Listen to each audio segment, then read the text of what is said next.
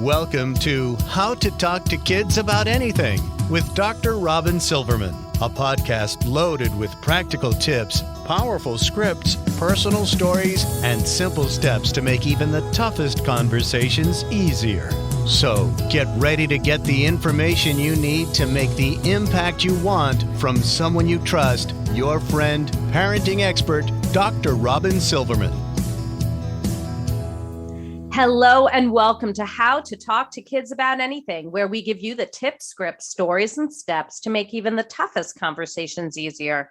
I'm so honored to be your host, Dr. Robyn Silverman, child and teen development specialist, author, and speaker, and most importantly, parent of two great kids who give me the opportunity to love, learn, and grow every single day, whether I want to or not. Believe me, I get it. It's not always easy, but we're in this together. And we have some great people helping us along the way. Now, before we get started, a shout out to recent listeners who left a review on iTunes for the podcast. Thank you to BAH0125, who wrote last week, "Raising two tweens and your podcast are insightful and are my new way of enjoying my morning power walks, physically and mentally empowering me before the day begins. Wonderful advice and love your podcast." Well, I want to just thank you for taking me on your walks, BAH0125, and my sincere appreciation for the 5-star review and your kind words means the world to me. And thank you for S. Catherine B. for your beautiful review. I really enjoy and have learned so many wonderful things for this podcast. Robyn always covers important and helpful topics. And to Erica NYC23, who wrote parenting tips from someone who gets it. One of the things Erica also wrote was, "Listening regularly always makes me feel like I'm not alone in this parenting roller coaster." Well, thank you so much. I love being with you on the roller coaster, and I really appreciate that 5-star review. And we're so excited that we have these amazing experts helping us on this roller coaster as well. We are going to talk about how to raise kids who really just don't act like big jerks today, who aren't racist, who aren't sexist, who aren't rude or stingy bullies, but rather those who think of others, finish what they've started, tell the truth, show empathy. I know, tall order, right? Why? Because from social media to TV programs, movies, and even in the adults they see in leadership positions, kids are being exposed to messages that being selfish and obnoxious and cruel is okay and actually gets things done in life. Hate crimes among children and teens are rising, while compassion among teens have been dropping. This has been referred to as a crisis of kindness by our next guest. We want our kids to show empathy and resilience and positive action, but many of us struggle with how to make this happen. The good news is that science, the hundreds and thousands of studies done by reputable scientists and researchers over the years, paints a picture that gives us a connect the dots kind of thing to help our children thrive while also raising them to be kind, anti-racist, empathetic, good people. So what can we learn from the science? For that, we have my next guest to thank, who has written a book to help us understand the science and use it in our own homes. Melinda Wenner Moyer is a contributing editor at Scientific American magazine and a regular contributor to the New York Times, Washington Post, and other national magazines and newspapers. She is a faculty member in the Science, Health, and Environmental Reporting program at NYU's Arthur L. Carter Journalism Institute. Her first book, which is entitled How to Raise Kids Who Aren't Beep Blank Holes, was published in July 2021. I've had the pleasure of being interviewed by Melinda for the New York Times a few times, as well as for Undark and her newsletter, and she always does such thorough research. I just want to welcome you, Melinda, to How to Talk to Kids About Anything. Thank you, Robyn. I'm so excited to be here. I'm so excited to be here too. And it's so funny to be interviewing you after all these years now with you interviewing me. It's like tables are turned. It's such an interesting thing. Yeah, it's a very weird thing for me to suddenly be interviewed when my whole career I've been doing the interviewing. So yeah, it's that is crazy. Well, before we launch into all of the great research that you've done and what we can learn about it, can you tell us what gets you up in the morning and what got you so interested in writing about raising kids who are compassionate and empathetic and thoughtful and kind and who do not act like big jerks? Yes, absolutely. What gets me up in the morning? That's a good one. I don't think anybody's ever asked me that before. Hey, there you go. Yeah. Gosh, coffee. Yes. Coffee's I mean, needed. but I feel like I wake up in the morning and I'm like, what am I going to get? I want to get something done today that I feel good about. And I kind of I try to wake up in that frame of mind. It doesn't always work. But I kind of I wake up and I'm like, okay, I want to do something good today. And so that's something that gets me out of bed. And I guess I could say my book kind of falls into that on a very long-term scale. But why I wrote it. So gosh, this was like 2.5 years ago. I was just getting increasingly frustrated by what I felt was a lot of bad behavior that I was seeing happening around me. It was right around the time of the Me Too movement coming to light. And I just feel like I kept hearing about things that were unsavory, that people behaving in unsavory ways. I saw it on TV, I felt like there was just a lot of bad behavior. And I was also hearing about bullying rates going up and hate crimes as well. And that really got me thinking as a parent about my kids and who were they going to become and what were they going to learn from this behavior that they were probably being exposed to on some level. And I realized what I want more than anything else is to raise kids who are going to be good human beings and not grow up to be jerks. And so, and I started talking to other parents and realized they were really feeling the same way. And it felt like this was, becoming a central kind of parenting question. It used to be, and it still is, of course, to some degree, how do we help our kids succeed and get into college? But I felt like there was more of a conversation of how do I just raise a good person? And so with my background in science journalism, and I love digging into science and translating it to a lay audience, I started digging in and I realized there's a lot of research to answer this question. A lot of it was counterintuitive and surprising. And that's when I was like, I think this is my book. I think this is what I want to focus on. And maybe I can help other parents, and maybe collectively, then if we can, learn about what are the most constructive ways to do this, then maybe it will be something good that I can do for the world and get me out of bed every morning. So I agree with you on all of that. It's really been very helpful to read the research.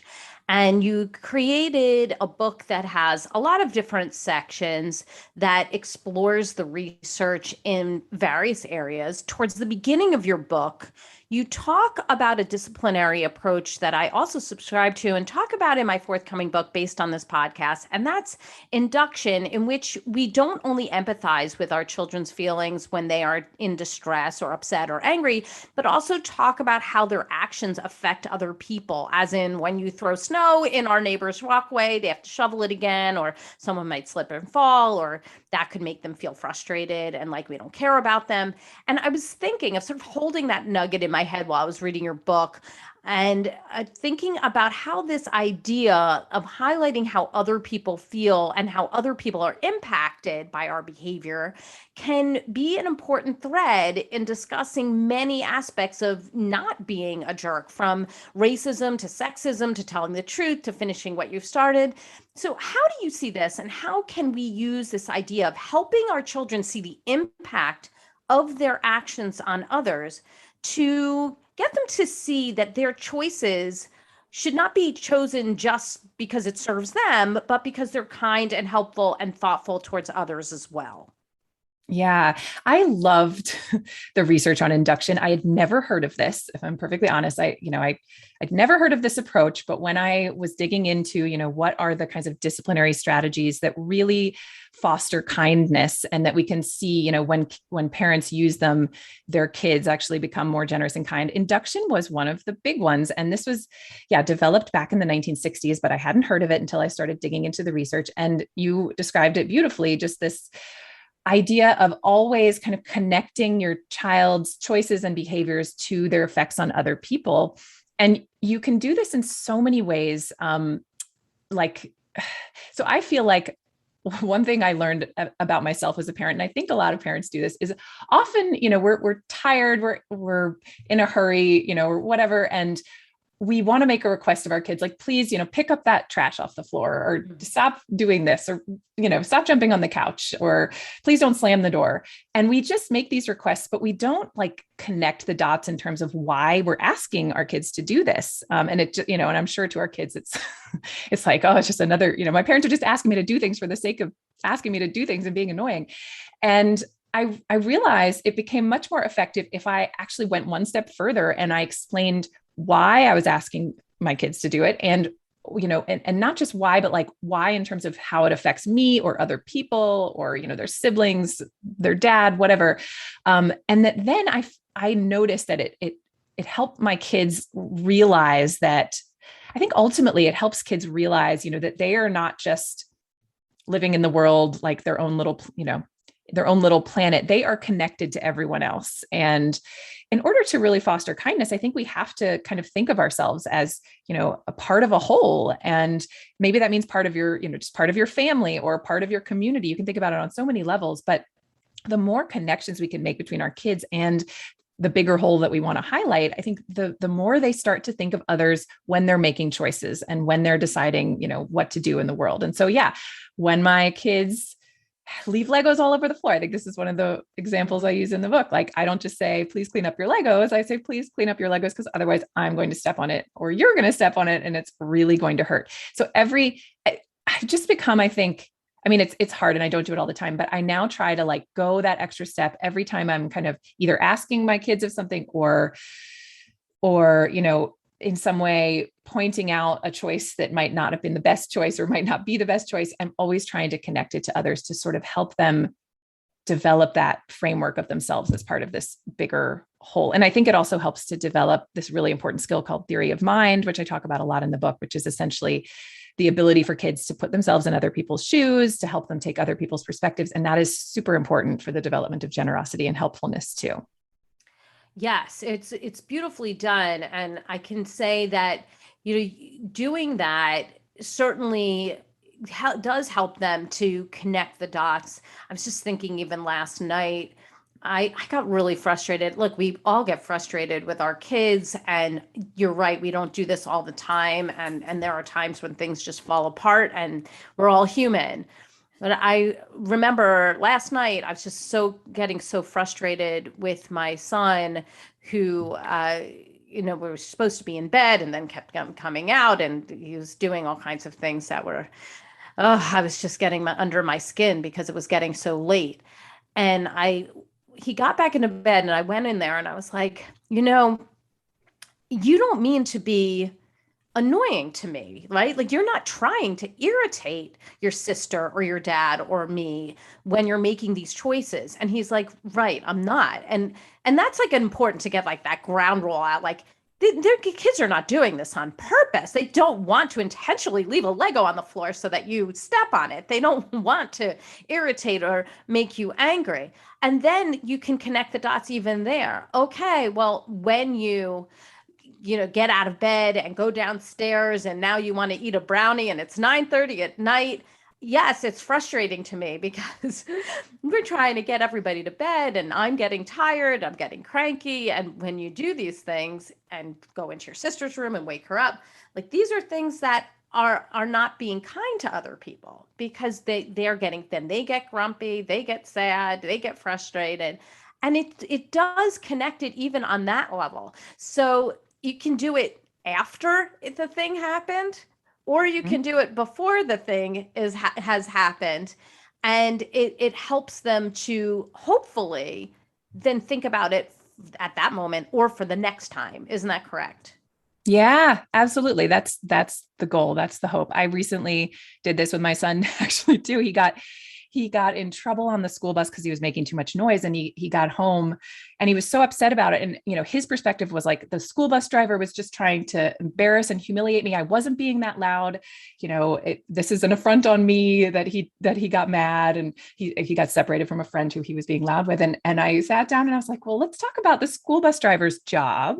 Like, what's the most important thing for him when he's driving the bus? And we were talking about, okay, he's got to look out for everyone's safety. He's got all these kids on his bus, and he's got to drive as safe as possible to get everyone home in one piece. And, maybe maybe to him, that loud noise, even if it wasn't loud to you, maybe to him, it interrupts his concentration. It makes it harder for him to drive, and we just had this whole conversation about like, what was this like from the bus driver's perspective instead of from yours? And I hope it was constructive. And I think at one point my son was like, I guess it could have been too loud for him to be able to focus on his driving. Okay.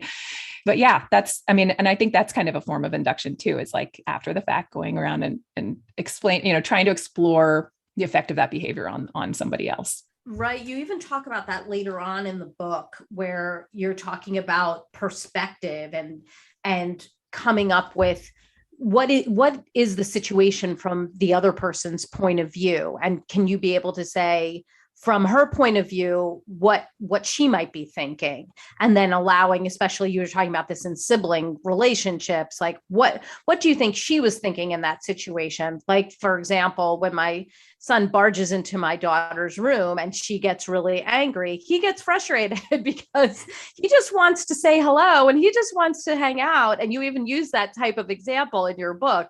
You're like, okay, what do you think that she was thinking in that situation? And then that person can correct them if they're wrong. So, and then vice versa. Well, what do you think? And then helping them to realize that there's another perspective that they may not have thought of, because they're coming from their own brain, their own perspective, their own heart, and kids want what they want, of course. So it's interesting to kind of take that thread and move it throughout, isn't it? Yeah, you can use this in so many different situations. I think that's what's so amazing. It sounds so simple. And at first you're like, well, okay, how do is this really a big deal? How do I do this? But then you realize like, there's so many ways that you can weave this into your daily discourse with your kids. And and I think each time you do it, you're helping your kids, consider other people in addition to themselves, and I think that's such a useful skill. Yes. So one of the things that you also dig into is motivation.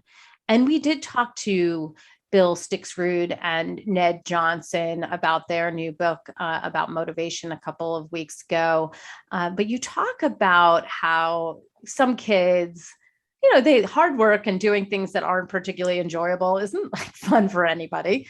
I mean, even adults get grumpy when they have to do things that they don't really feel like doing. The problem is that kids might start something like joining a soccer team or starting to play the tuba, and then abruptly they want to quit when it's not all fun and games and the shine kind of wears off, the new part of it. You talk about linking effort to outcome and grit and being accountable, well-placed praise in your book. So what does the science say about raising kids who stick with what they've started, and how we can help them dig deep, be responsible, not quit when they're on a team or a group or in a band or whatnot, when people are really relying on them so that they don't come off as big jerks? Yeah, that's a great question, because we certainly have struggled with this in our house. When my son started playing the cello, and then just, he instantly wanted to be good at it. And it was really hard for him to recognize that, to get good, you really have to put in the effort and you really have to practice. And I think this is something that kids struggle with, all kids struggle with to some degree. But I was really, really compelled by the research on mindsets and how powerful they can be for shaping resilience and motivation in kids. So I'll just briefly talk a little bit about what the mindsets look like and why they have the effects that they have. So your listeners have probably heard of these. Fixed mindset is something that I think I certainly fall into fixed mindset thinking with myself and my kids. It's something that is very natural. I think a lot of us were raised by parents who use it. And it's things like when you say to kids, you're so smart, or you're so good at math, or you're so good at soccer, you're a natural, and this kind of framing implies to kids that skills and smarts are kind of innate, like you either have it or you don't. You're good at this or you're not good at this. You're smart or you're not smart. And it creates this sort of black and white framework where, kids think of it as something they can't change. And so the problem is when kids who are praised for, say, being good at math, then get a bad grade on a math test, they start to doubt the characteristic that they were praised for. They start to doubt that they are good at math. And if they think of it as, an either or thing, then they're like, well, gosh, mom and dad must have been wrong. I'm not good at math. And therefore, what's the point of even, doing math then? If I'm not good at it, I might as well quit while I'm ahead and do something else. And those kids who are praised for, skills, for smarts, they show less resilience. When they are faced with a challenge or a failure, they give up because they become really focused on protecting their reputation. Instead of, they still want to be thought of as being good at math or, smart. And so they think, well, the best way to keep up appearances and look smart is to not fail. And so I don't want to do hard problems. I don't want to, do things that I'm going to struggle at, because then that's evidence I'm not smart. So let me just not do hard things, basically. So it has these really big implications for motivation and resilience. Whereas the flip side is growth mindset. And growth mindset is fostered by, as you said, praising kids for effort and tying effort to outcome. And so if, let's say, my kid does come home with an A on a math test, instead of saying, oh, this must be because you're so good at math, you're so smart, I will instead say something like, oh, you must have gotten a good grade because you worked really hard or you studied really hard. And that's great. And what this does when we are praising for effort, this changes the way kids think of challenges and think of failures. And they start to see, challenges as kind of a part of growing and a part of learning. And, you encounter a challenge and you get better at something. And so that's why, in a way you're also, as a parent, it helps to frame challenges as opportunities for learning. And so, how do you get better at something? Well, you have to keep practicing. You have to do harder and harder things. And then your brain grows, or your ability to play the cello grows, or whatever. And the research on this is really compelling. I mean, there's studies that kind of made my jaw drop in terms of how easily they illustrate the power of these mindsets. One of them I'll try to briefly explain. This is Carol Dweck's work from Stanford. She had invited kids to come in and take an IQ test, and half of those kids, I think it's actually a third of those kids, she said, you did great on this IQ test. It must be because you're so smart. And then another group, she said, you did great on this IQ test. It must have been because you worked so hard at the problems. And then after doing that, and, half the kids getting the fixed mindset, half the kids getting the growth mindset, she said to all the kids, okay, who would like to do some more problems? I have hard problems, which you might not do well on, but you might learn something from, or I have easy problems, which you might not learn a lot from, but you'll do well on. And she found that the kids who were praised for fixed mindset, being smart, they overwhelmingly chose the easier problems. And the kids who've been praised for growth mindset, for working hard, they chose the harder problems. And then it went further, and she found that the ones, even when she gave hard problems to the kids who'd been praised for smarts, they gave up sooner. They didn't want to put in the effort. And the kids who'd been praised for effort, they tried harder. So you see this immediate almost effect of this kind of praise on how kids will approach challenges and think of, hard things. Mm-hmm. Mm-hmm. That's awesome. Yes. We have heard about Carol Dweck and her mindset, and it's so good to keep bringing it back into the conversation, because it does make an enormous difference in how we praise our kids in so many different ways, so that they understand that it's not something that's just inborn, that we do need to put effort in, and that things are hard in the beginning. And that's okay. We can get through it with effort. And if we need help, that's fine too. So I do appreciate her work in this, so that we're able to apply it to the idea of keeping with something. And again, not to keep going back to it, but the idea that you brought in the beginning, when we were talking about how our behavior is affecting other people, again, applies here, because when we quit the team, when we quit the band, it does affect other people. So important to keep bringing that back in, talking about hard work, and also talking about how our choices are going to impact other people.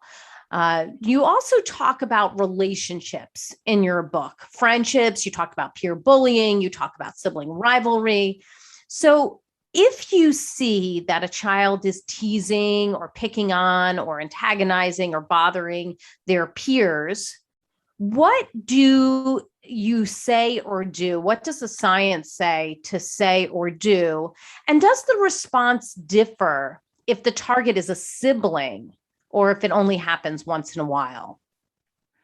Yeah, that's a really interesting question. I think one thing to keep in mind that I was surprised by digging into the bullying literature is that there are a subset of kids who pick on other kids or tease them or, bully them even, who don't really recognize that what they're doing is hurtful.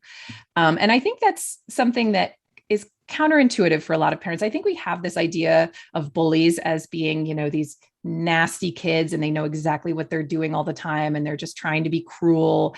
And I think those bullies probably, they do exist. I feel like I grew up with one in my school. Mm-hmm. But there's a lot of behavior that's sort of on this continuum where, the child might engage in unkind behavior sometimes, and then also maybe be picked on sometimes, and sometimes engages in behavior and doesn't recognize that what they're doing is hurtful. So I think this, again, to tie everything back together, can come back to helping kids take other people's perspectives, because I think sometimes kids think, I was just trying to be funny and I wasn't trying to be mean. So, and to them that means, well, therefore I wasn't mean. And it can really help to kind of point out situations in which, or to, try to help them take another child's perspective. Like, well, how would you feel if somebody called you that name on the playground? Even, I know you were trying to be funny, but how would you feel? Or you can think of a time when something similar did happen to them and they were upset. And, remember the time that you went over to your friend's house and she called you that name and that didn't make you feel good, right? And so this could be a similar thing where you're trying to be funny, but actually your friend is not interpreting that as funny. They're feeling embarrassed.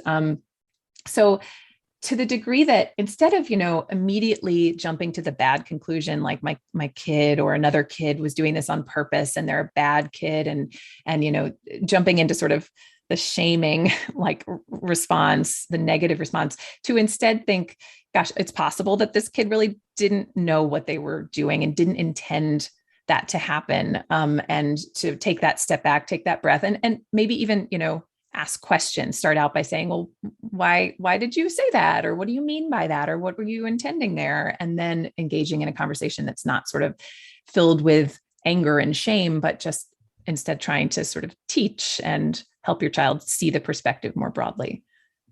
Yeah. And you bring in that information. We'll talk about this in a bit, but when it comes to race as well, which you're talking about, it's not about the intention, it's about the impact that it makes.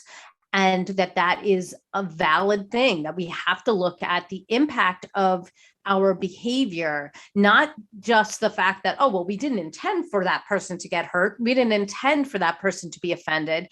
So it is important in many aspects. But before we move to talking more about gender and race, what is the impact of this, or what are the studies telling us related to siblings when there is a bit of an antagonistic relationship and one is getting teased more than the other, or one is getting picked on or made to feel inferior by the other? How does a parent respond to that scenario? Yeah.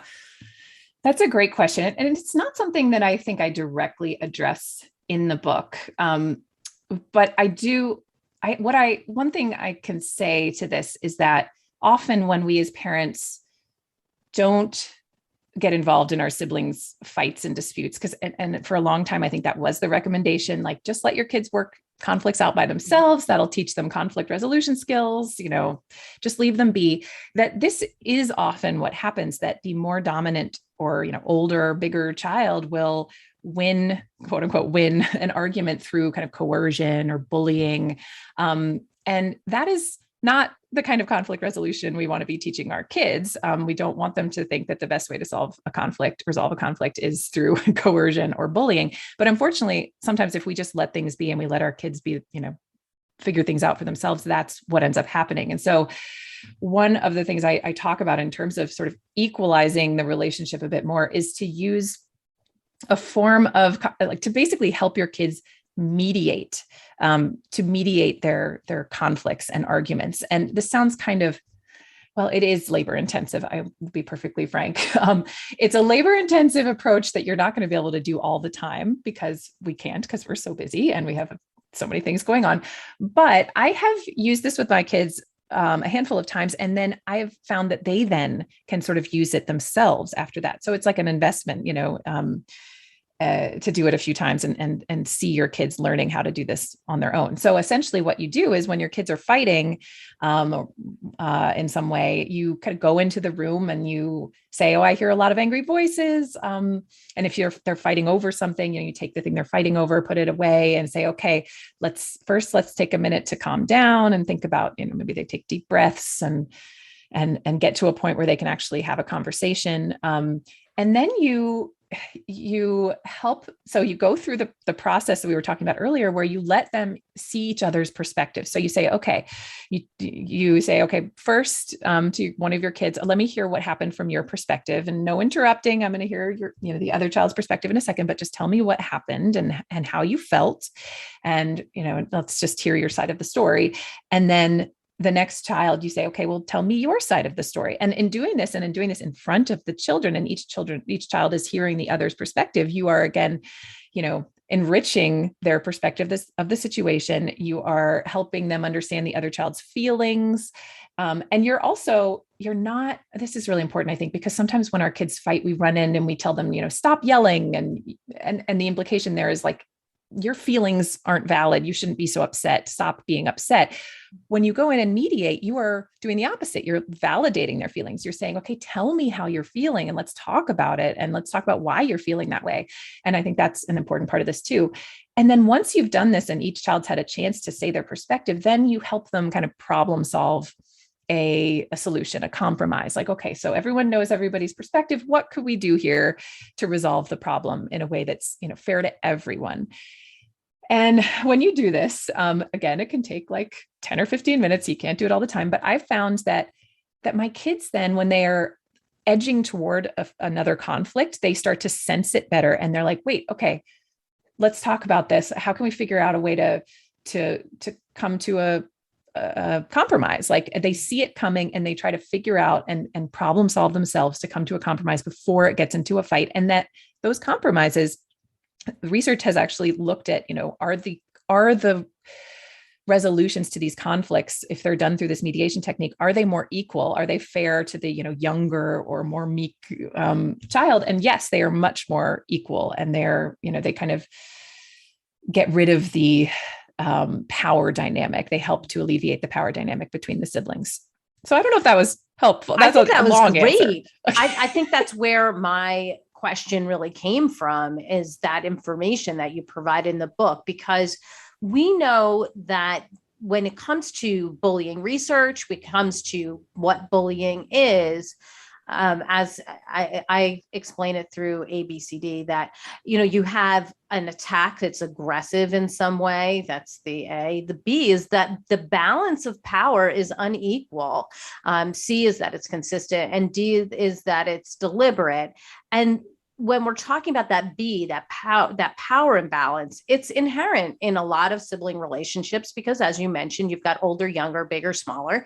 And it is important to be able to listen to both people and try to get that balance back into a situation where everybody is feeling heard and everybody's feelings are valid.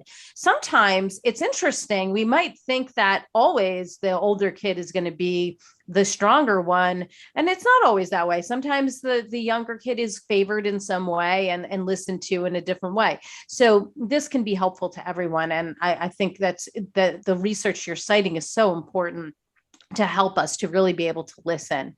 Now, you talk about one of the areas that I did a lot of my underlining in the book was on sexism and racism. Just so rich. It's so interesting and very timely right now. We have to be talking about it. It's super uncomfortable in a lot of ways. And I know that I'm writing one of my chapters in my book is on diversity and race and gender and inclusion, and how to talk about those things.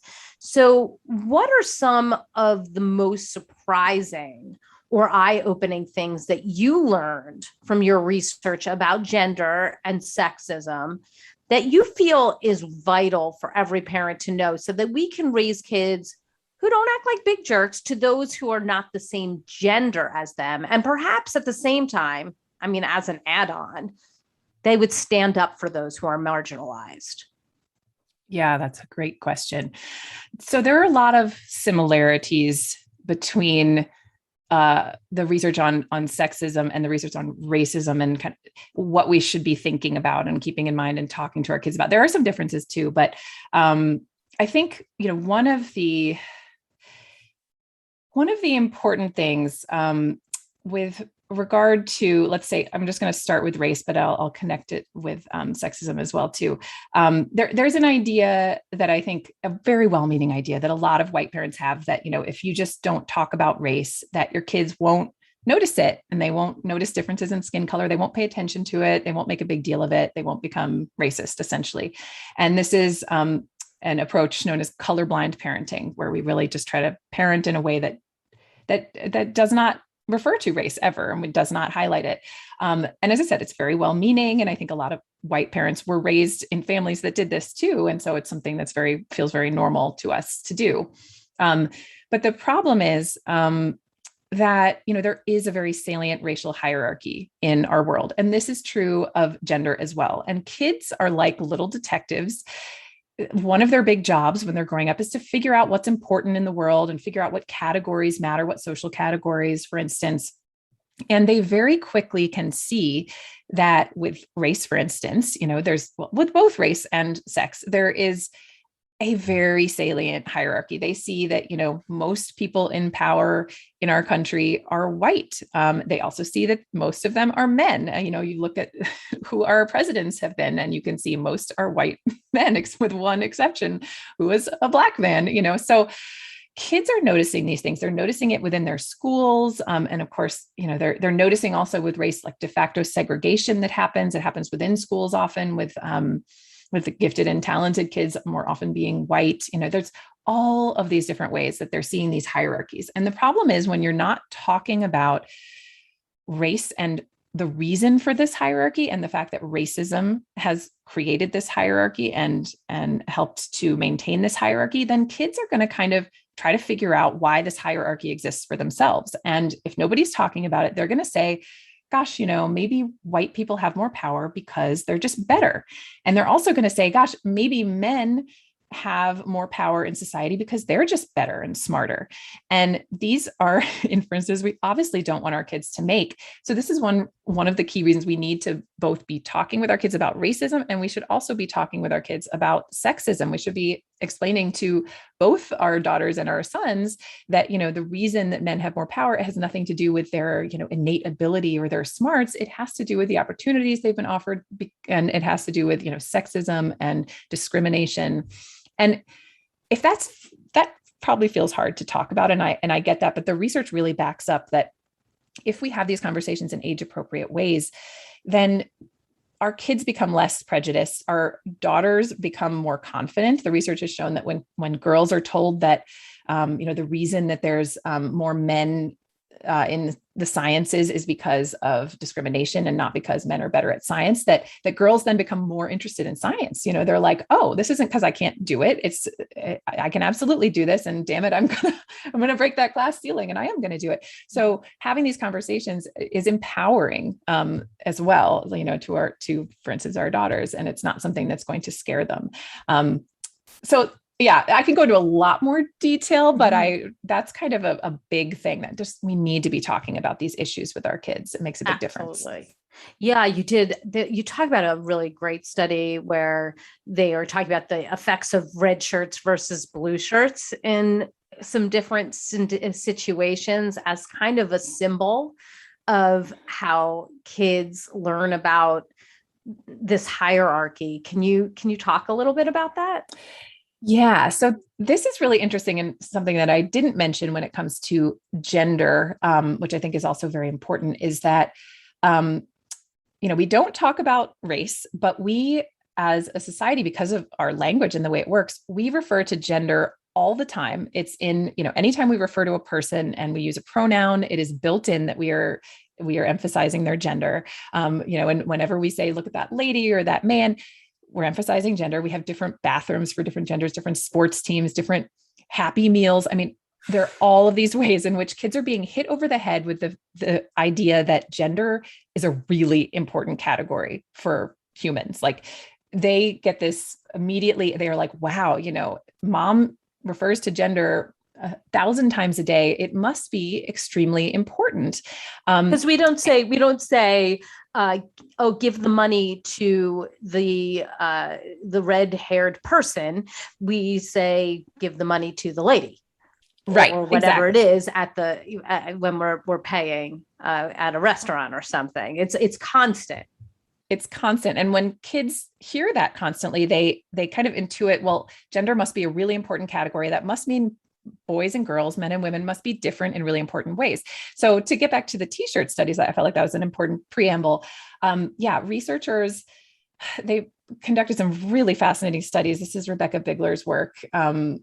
She had kids come into a classroom, and at the beginning of the school year, they were assigned to either wear red T-shirts every day or blue T-shirts every day. And then she kind of varied the classroom, the way that the teacher handled those categories. In some classrooms, the teacher never, ever referred to the T-shirt colors. Like she never said like blue shirts go over here, red shirts go over here.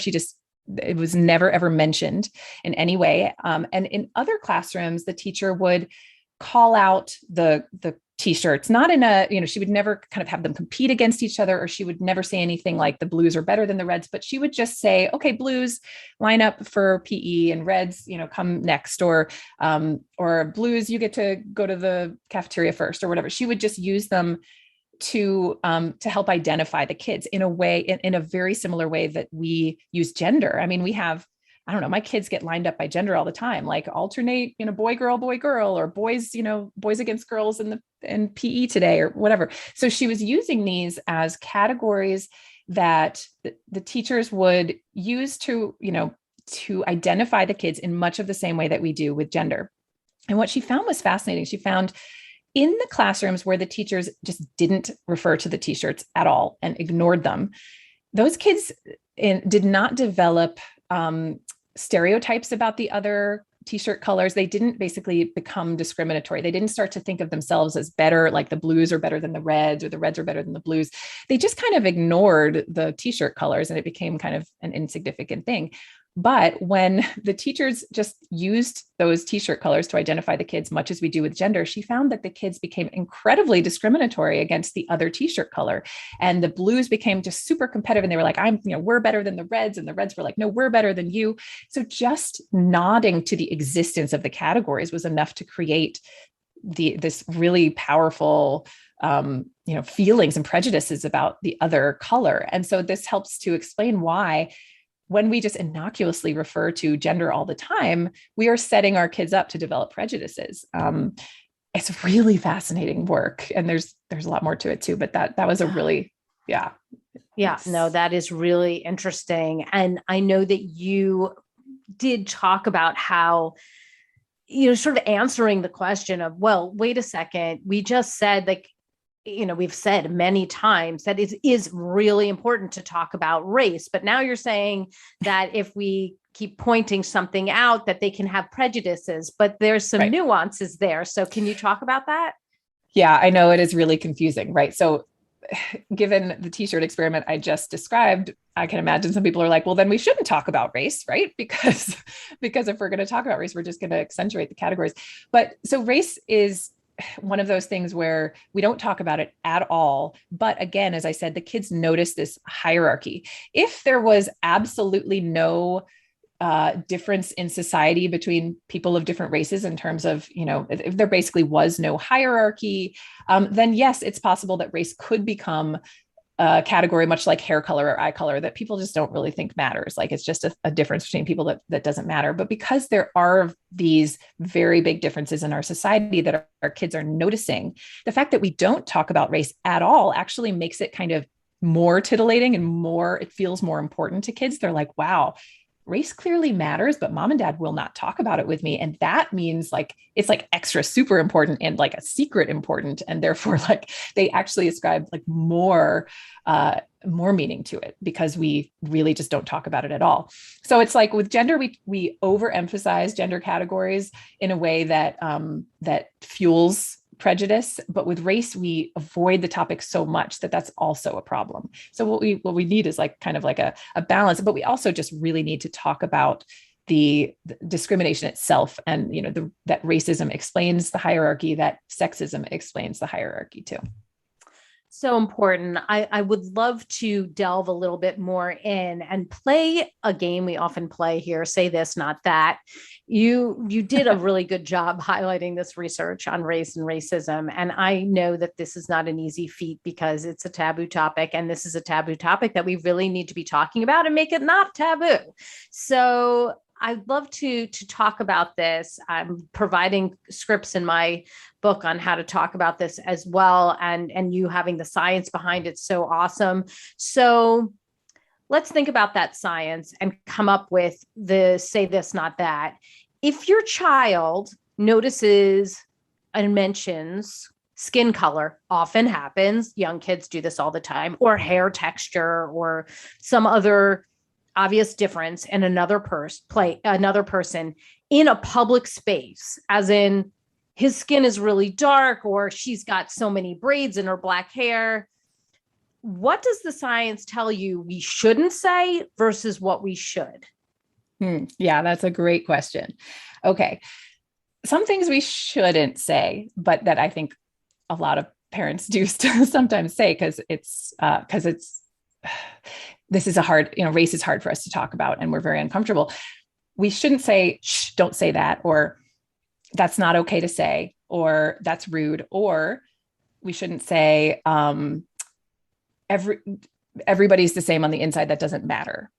So those kinds of reactions are kind of shaming our kids for noticing skin color. We're communicating in those responses that we don't want them to talk about it with us, that it's on some degree, I think some kids will take that as like race and skin color are bad in some way. Like mom has this really strong negative reaction to when I bring it up. And also we're kind of invalidating their observation. If we say something like that doesn't matter, or everybody's the same on the inside, it doesn't matter. We're basically saying what you just pointed out, is incorrect or not important. And, and that's a kind of a shameful response. And the kid is probably going to think I'm never going to bring up race again with my mom. So what you should say then in that kind of instance is, and this is hard because you're probably embarrassed in some way, but to normalize, to say, yes, she does have darker skin than we do. And skin comes in many different colors, and that's wonderful. Or you can say, yes, her hair is very different and there's different kinds of hair. And that's really cool. You can even, explain why there's differences in skin color. If you want to get into like, yes, everybody has a chemical in their skin called melanin, and different people have different amounts, and that's what determines your skin color. So you want to respond in a non-shaming, kind of like, yes, you observed this thing that's true. And this is something that I'm okay talking about with you. And there's, nothing kind of shameful or bad about it.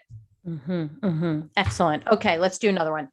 If your child uses a word that shouldn't be used, like calling Native Americans or indigenous people Indians, what shouldn't you say and what should you say according to the research? Yeah, that's a great one. And I have experienced this situation myself before. Something not to say again is something that angry, like that's mean, that's horrible. Never say that. Oh my gosh, shush, be quiet. That's not okay. A very, angry, shaming response is kind of not the way to go, because it's very possible that your child doesn't know the baggage associated with that. They don't know what they're saying. They've heard it somewhere. So yeah, when I spoke with researchers about how to respond in that particular situation. A better thing to do actually is to ask questions, to try to figure out, to say, oh, where did you hear that? Or why do you say that? Or what does that mean to you? That's an interesting word. What does that mean to you? And it also gives you a minute to sort of take a deep breath, because it's never fun to hear your child say something that's very hurtful. And then let them talk for a minute and explain, oh, I heard that at school. I didn't know what it meant, but it sounded, interesting or powerful or something. And once you've kind of gotten a sense of what your child meant, what he understands or doesn't understand, then you try to have, a kind of calm, again, non-shaming discussion about, well, actually, that's actually a hurtful thing to say. And I know, maybe you say like, I know you didn't know that, or you may not have meant that. But here's why, here's why that's hurtful, and just try to give them an explanation without, really making them feel ashamed for it. Right. Great. Okay. Well, up the ante. If your child notices, let's say when you're going through a certain area, that the homes or the buildings are really run down and all the people are people of color, that they're looking out the window or they're walking down the street and they're noticing that, and they exclaim it out loud, what shouldn't you do or say? And what should you do or say? Yeah, that's a good one.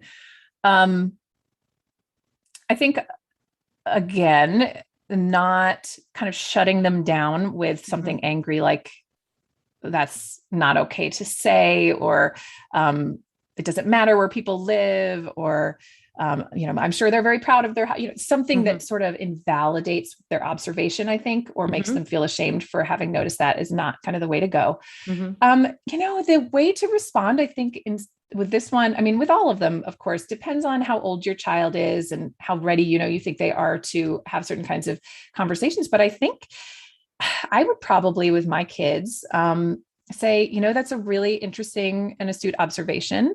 Yes.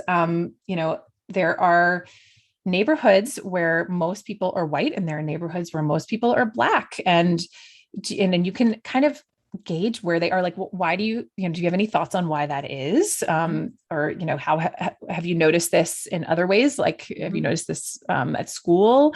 And kind of try to get into a conversation about racism, honestly. And like, well, let's talk about, why are these houses not as nice as the houses in our neighborhood? What do you think that's about? And, and you can have as short of or long of a conversation as you're able, but, sometimes those kinds of observations are just such a great way into having like a deeper conversation, maybe over the course of a few days, about racism and about discrimination, and about, the fact that the civil rights movement didn't solve everything. We still have a lot of problems that we need to, fix and fight against, and et cetera.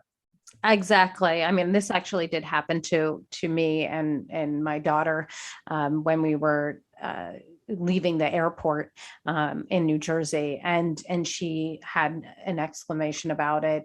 It wasn't in public because she was in the car, but we got into a great conversation about systemic racism. And I feel like in your book, you do talk a lot about, let's take those opportunities. Like, don't shy away from those, because they're perfect ends to have the conversation.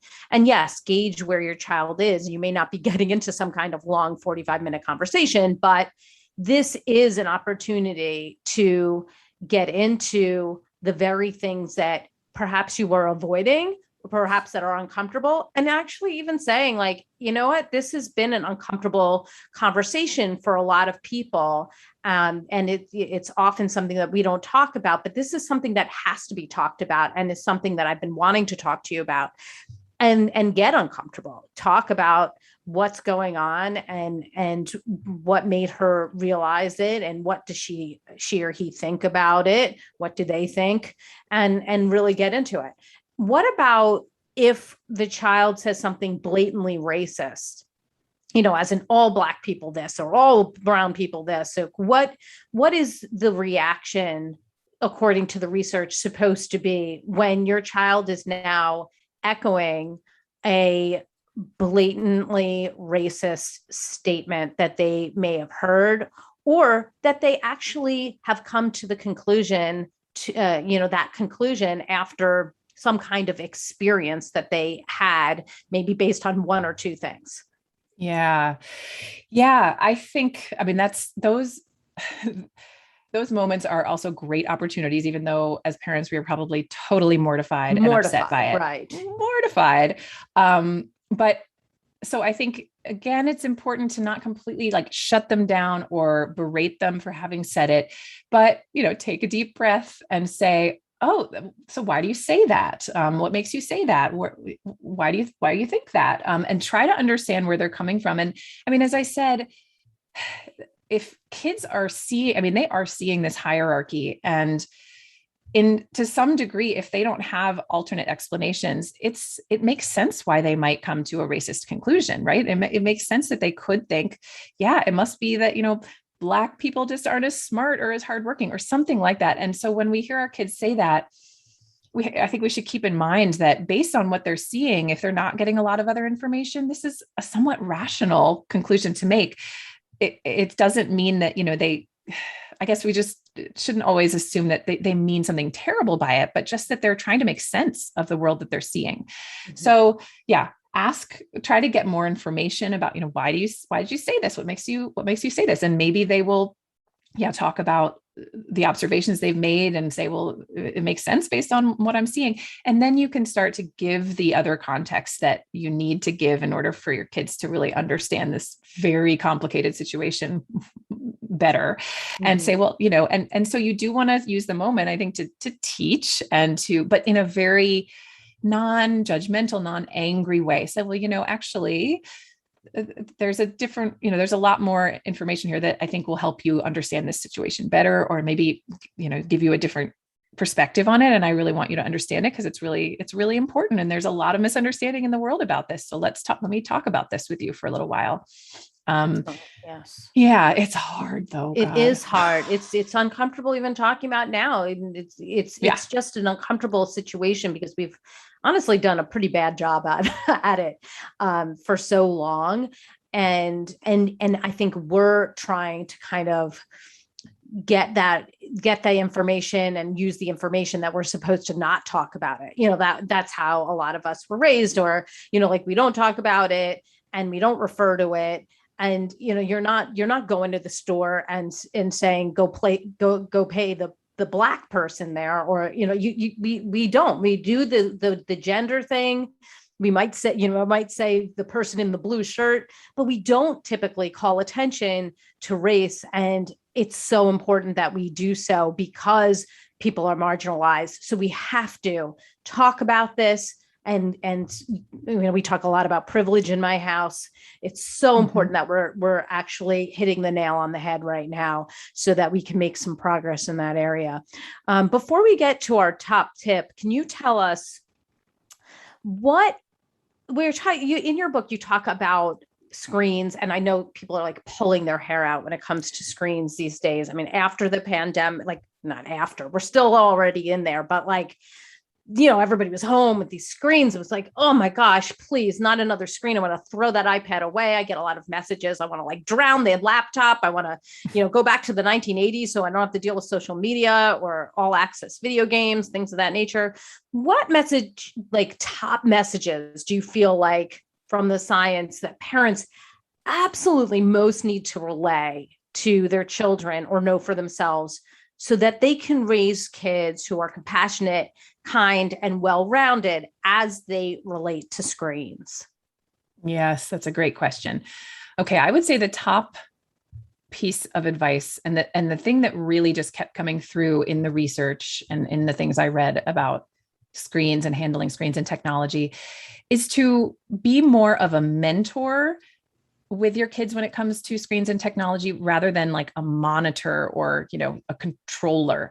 Mm-hmm. So the idea here is, we can limit screens in our home and not let our kids do social media and all these things. But at some point they are going to have the opportunity to use it, maybe at friends' houses, maybe when they're older.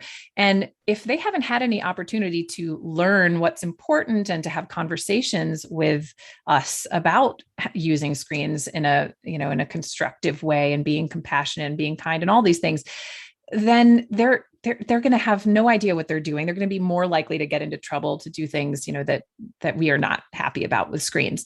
So what the research really suggests is if we can, and it does feel like one more thing for parents to do, but like if we can kind of learn and use screens with our kids sometimes, like if our kid comes to us and says, I want to download this new app, you say, oh, okay, well, let's do some research.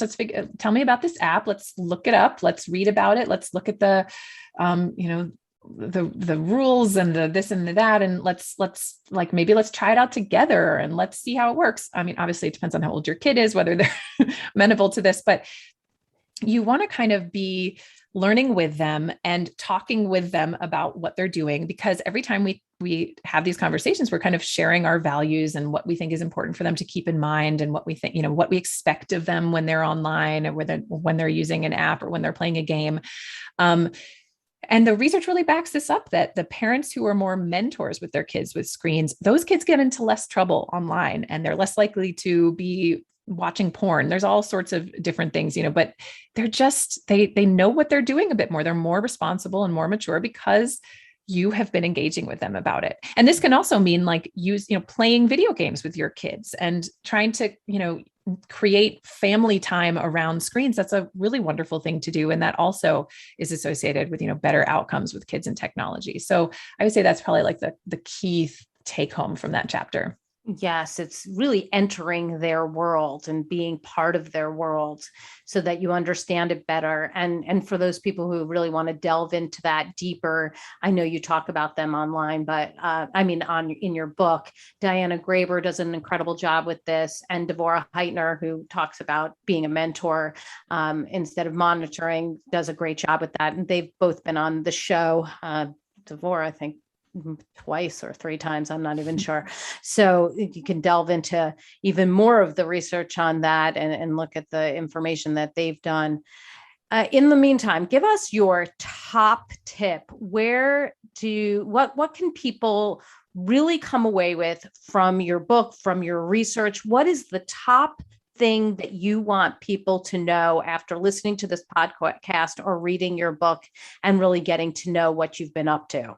I would say the top tip is to lean into hard conversations, awkward conversations, the things that we want to avoid talking with our kids, we should be leaning towards and we should be doing more of. So whether this is race or sex or sexism or pornography or, technology, all the things that we just like kind of don't, we think our kids don't need to know this, or it's better if we don't talk about this, or usually we're wrong when we think that. And the better approach, according to the research, is to really try to have those conversations and to bring them up, and to, when our kids make comments, to use those as opportunities to have these difficult conversations. And I guess connected to that is like what we talked about earlier, connecting dots, like when we're asking our kids to do things, or we're talking to kids about things, like just trying to,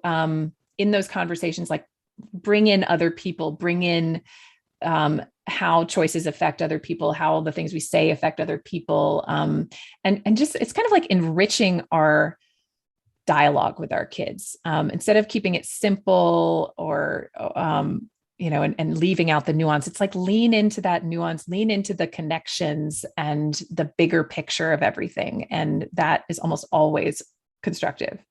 Well, I appreciate that, because that is like everything that we're doing on the podcast at this point. Yes. Let's have right? difficult conversations. I'm like, 4 years. Yes, absolutely. Like it is so unbelievably important to lean into those uncomfortable conversations. And I think my kids have gotten to the point where they're like, oh, here we go. Because if they ask something, or, if there's something that's going on, they're going to know about it. It's like, right. We've got to talk about it. Guess what happened in the news today? Or they'll ask me what I've been working on my book. And, it's become commonplace. They have seen your book, by the way. And they refer to it by the one word that, yes, like, you're reading that book. So, how kids love to do that. And we're like, ooh, holes. Let's talk about that. Yeah. So they'll be very excited that I interviewed you today. So give us the resource of the week. Where can we go to get more information about you, your book, and the work you're doing? My website is kind of like the one-stop shop for everything. So it's melindawennermoyer.com. There's links to where you can buy the book. There's also links to sign up for my newsletter. I write a parenting advice newsletter that really answers parenting questions with science. And also my Instagram, Facebook, Twitter, all that is all on my website too. Excellent. Yes, the book is filled with great science and studies, research, so much information that helps us to understand why we should be doing things in certain ways and why we should not be doing things in other ways, things that are outdated, things that don't work. And it's just so appreciated. I want to thank you for coming on today and sharing your insight and your strategies and what you've learned from the science. So important. I love the whole idea of connecting the dots and really helping kids to realize that their behavior does impact other people. And there are things that we can do to highlight that and things that we can do to help raise kids that aren't big jerks. So thank you for being on the show. Thank you, Robyn. It's my pleasure. Well, thank you. And I've got my takeaways, and sweet friends, I know you have yours. So let's discuss them. Come up on Facebook. We can go to the Dr. Robyn Silverman page, or let's chat about it at drrobynsilverman.com or twitter.com/Dr. Robyn. Also on Instagram under Dr. Robyn Silverman. And if you love this podcast like I did, I hope you'll go up to iTunes and rate and review it so other people can learn about all the things that Melinda talked about today and being able to use these scientific studies in their own homes to support really positive behavior. I truly appreciate it.